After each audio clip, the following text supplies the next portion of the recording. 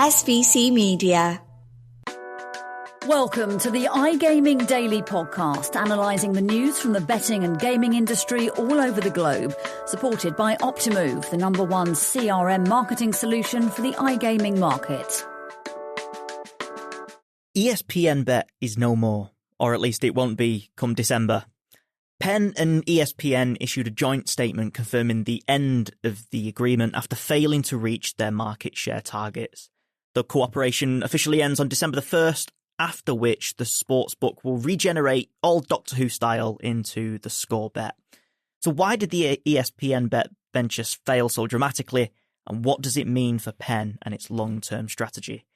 Welcome back to iGaming Daily, supported by Optimove, the creator of positionless marketing and the #1 player engagement platform. I'm Charlie Horner, and today, to digest all of this, is SBC's I was going to say media manager, but that's not you, that's me. Managing editor, Jessica Welman. Jess, how's it going? It is all right. Just trying to process all of this. Yeah, well, just to pull back the curtain a little bit for listeners, we are jumping on and doing this within around an hour, 90 minutes of the news dropping. So we are somewhat raw coming into this. So, Jess, I'll just get your initial immediate reaction to the termination of the venture. What do you make of it? Saw it coming. Nothing surprising here. The only slightly surprising part is my understanding was that they had to give it 3 years before they could really abandon ship. So they are pulling the plug 2 years and a quarter essentially into the partnership as opposed to 3 years, but you never know with these partnerships in the contracts what kind of off-ramps there are. And we knew there was this 3-year off-ramp. There could have been something else. Maybe it's something that both of them just go to the table and they're like, this is clearly not working. Are you willing to negotiate some way to get out of this faster? Yeah, I would hazard a guess that that's something along the lines of what's happened. I would agree with you, Jess, that I guess when the news dropped, it was like, oh, wow, this has happened. And then you think for 5 minutes and you think, that's not that surprising considering, what the targets were and then what's transpired over the last couple of years. So back in August 2023, for listeners, the deal was announced. PENN CEO Jay Snowden said that they wanted to acquire around 10 to 20% market share in the US sports betting sector. Safe to say that that's not quite happened, has it, Jess? Your laugh would suggest that that's not happened. Could you just tell listeners what the ESPN BET market share has been? 3. Wow. 3%. It is, okay, it's like a smidge higher than Barstool, maybe? I think I believe financial performance overall, smidge higher than Barstool. But in the meantime, you have the upsurge of Fanatics. You have Bet365 coming in and really going heavy on promos. And they have kind of surpassed them in the ranks that I believe ESPN BET is the 7th most popular betting app in the United States. And you would have to imagine that for a brand like ESPN, that is not something that they want to be associated with. They do not want to be the 7th best in their field at something. And you worldwide leader in sports. Yeah, I don't think they want to be 7th place. Exactly. Yeah, and we have to look at this as somewhat of a pattern. You mentioned, Jess, Barstool. Listeners will remember that PENN ended up essentially selling back Barstool to Dave Portnoy for was it $1? $1. And now this what was a 10-year deal with a break after the third has been terminated after 2 and a bit. So I guess without being too brutal about it, Jess, how have PENN failed on an online sportsbook brand twice with 2 separate media brands? I mean, it's this. Listen, there's no way to grade this but an F. You think about just the expenditure, right? Just the amount of money that I think they put $500 million into Barstool. Then you put another I mean, keep in mind this 10-year deal, it was like $1.5 billion plus these like warrants and PENN stock and stuff, not to mention spending like $2 billion to acquire theScore media. Some of this is, all right, here's this is where I'm going to give PENN here's the environmental lesson I think we need to learn here, which is the Sky Sports model that worked in the UK does not work here. Yeah. I think that we've learned that in the US it's just not worked. Like Fox Bet failed hard. PointsBet and NBC Sports failed hard. ESPN now has failed hard. Barstool is a bit of a different play. That was like a very dedicated kind of niche audience. You're talking about a community. But the idea that, okay, I'm going to just bet on the app that my television channel is, Bally's Sports, there's another one also, like, I mean, those, the epicness with which all of these have failed tells you this is not ever going to work. But I think some of it too is the land grab is hard to compete with. You know, the FanDuel and DraftKings of it all is tough. You would have thought that PENN, with their regional casinos in the first states that had sports betting and stuff, Pennsylvania, home of PENN National Gaming, you would have thought that their foothold there would have been a little stronger. And in casino out the gate, it really was. Online casino, they were leaders from the jump and stuff. And HollywoodCasino.com, you know, their online casino side of the business is not nearly as dire. But to me, it always feels like PENN was trying to go for a customer that is not the PENN National Gaming customer. We talked about this a bit with like WinBet, I think, back in the day, which is the Win customer is like high roller VIP. I walk into the Win and feel like they're going to realize I don't have the money to be there and kick me out. And then the Win kind of started that way as a sports book and then tried to be this like broad for everybody thing. And it's just, this is not what they're good at. I was going to come to this in the back half, but I think it's relevant to bring up now.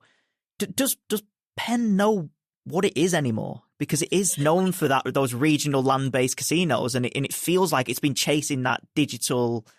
I mean, the Barstool is a great example. So they've gone from regional land-based casinos in the US to we're going to go for a young, slightly edgy male bettor who wants to bet on NFL with his pals. That feels like a completely different demographic.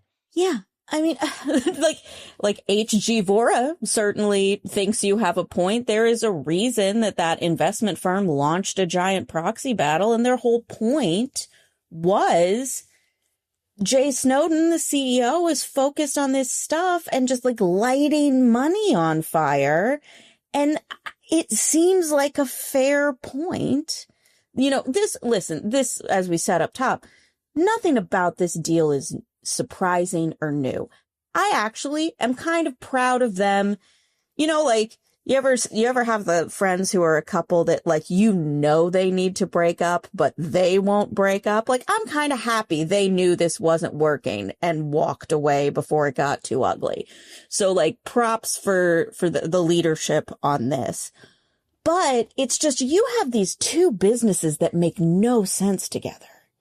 You have like a very strong regional casino company that is like middle class, older population. And I think anybody in the brick and mortar space does understand, and they're very cognizant, you have to figure out how to bring in new people. But it feels like, I mean, ESPN Bet made more sense in that at least that appealed to their base. But they spent all these years trying to appeal to people that were never PENN customers to begin with. And that, I mean, I think maybe it's just like it was too little, too late. on that front. What week are we on in the NFL season? 10 weeks ago. Oh, ESPN has its new streaming app, and we're going to have ESPN Bet all up in that. We've got the app all synced together with the ESPN app and your ESPN Bet app and your fantasy sports and stuff. Like, the returns on that had to be dismal, right? They're just like, oh no, 10 weeks in, this is not happening. Well, I'm going to carry on your the couple who need to break up analogy, Jess, because ESPN already appears to be over its ex, because it has a new partnership. Do you want to bring listeners up to date? Yeah, they hard launched, man. they hard launched their relationship with DraftKings, 45 minutes after the announcement.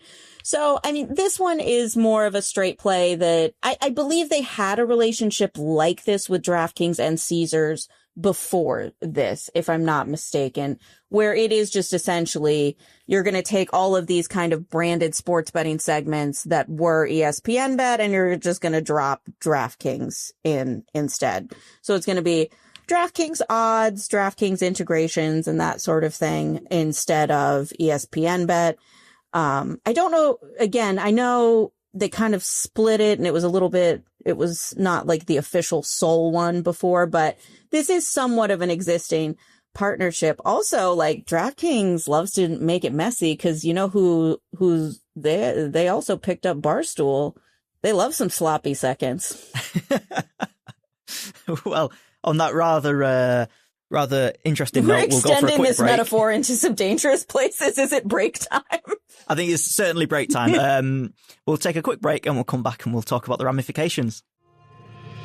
SBC Leaders connects the gambling industry's top-tier operators and associations to share the best ideas, collaborate on solving the biggest issues, and push innovation throughout the betting and gaming industry. If you're an operator and want to join the discussion, visit sbcleaders.com for more information. Welcome back to iGaming Daily. We're talking all about the end of the PENN and ESPN partnership.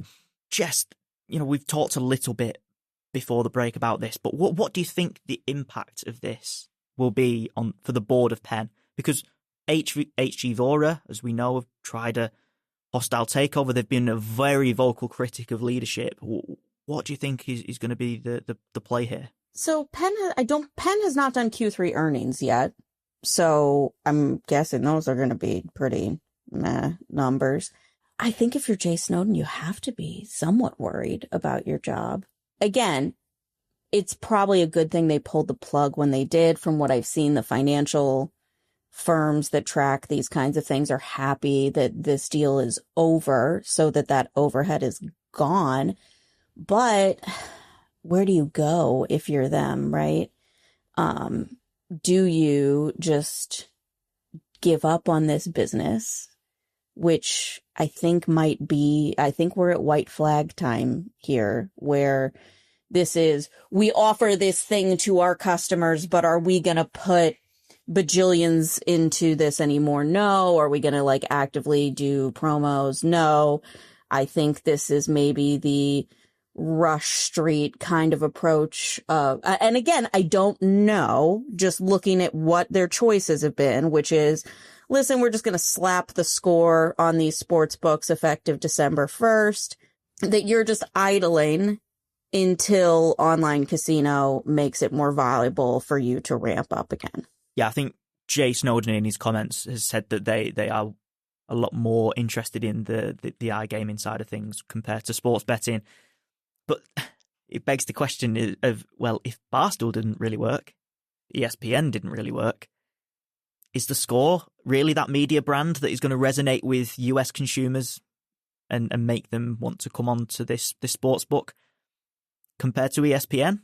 Is this another media branded sports book that we think is going to fail? I think this is we are parking a brand on this. And this is a brand that we have. That you spent $2 billion on 4 years ago. So part of this too was I believe there was some tech and infrastructure in this that made this more than a pure branding media play.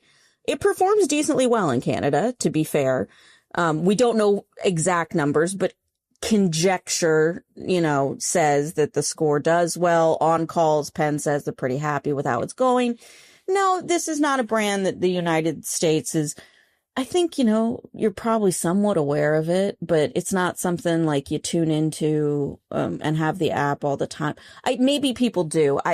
I'm an ESPN app person where I don't need the scores of everything all the time, and I am fine with the ESPN app. Maybe those who are a little more motivated to have like a really well done scores app have theScore, but yeah, I don't think that the intent is to push this the way that they've pushed these other ones, would be my guess. I would have to agree and say that, yeah, they are probably waiting for more iGaming states to launch, where they can then really push the Hollywood Casino brand. And then in the meantime, they give up trying to claim this huge market share on online sports betting, have the 3%-ish market share, but just try and make somewhat of a profit margin on the venture rather than chasing the share, because it seems like, and a lot of people are finding this out, FanDuel and DraftKings are so far ahead of everybody else that it either takes so much investment to try and catch up, which is what we're seeing with Bet365, who have made this surgent US investment over the last 12 to 18 months, and Fanatics, which I believe launched around the same time as ESPN Bet, if I'm not wrong. It's probably around the same time. It's, again, they're both kind of similar in there was this weird like zombie era where they were like, PointsBook, a Fanatics experience. Yeah. Remember that one? Yeah. So yeah, I mean, but that's kind of the point, right? Is you can point to conditions to a degree. There are people who have figured out how to succeed in these conditions. I think the product I've heard was never great, and that does make a difference. Promos and that sort of thing. Like, you look at their hold, it was always like a little bit lower, that I don't think they were really like getting the parlay mix that some of these other groups were getting. Their VIPs, I don't think there was the same effort there. It's hard to say for certain where. You can say the product is bad. You can say that the TV thing doesn't work. But I don't think it was purely environmental. Although, I mean, I guess here's my question. Like, I mean, we should just go back and pull the clip from 2 years ago where I'm sure you and I are like, well, I mean, we haven't seen this work before, but it's ESPN. That I am a little like, how do you not get ESPN to work? Is it just too late and people are just too dependent on the apps and they're just that stuck in their ways? Perhaps there's a consumer side of things, and I have to remember that ESPN didn't cease doing any kind of advertising with any other US sportsbook. I'm fairly sure other sportsbook were still advertising on ESPN as well, so they still had that brand exposure on the biggest sports network in the US. So yeah, it seems ever more difficult to break that duopoly of FanDuel and DraftKings, and that's only going to cement itself. TV is changing too, right? So for those of you who are not in the United States, take the NFL, for example. Only one of those games is on ESPN every week, and that's Monday Night Football. Right now, YouTube and Disney are in a giant fight because of like pricing, and YouTube is currently not hosting ESPN. The days of like everybody watching SportsCenter every night are kind of gone by. That college football, I watch ESPN, I watch basketball, I watch college basketball on ESPN. Other than that, I actually don't watch ESPN that much anymore. That the TV side, like, do I check the app basically daily? Yeah, that's probably true.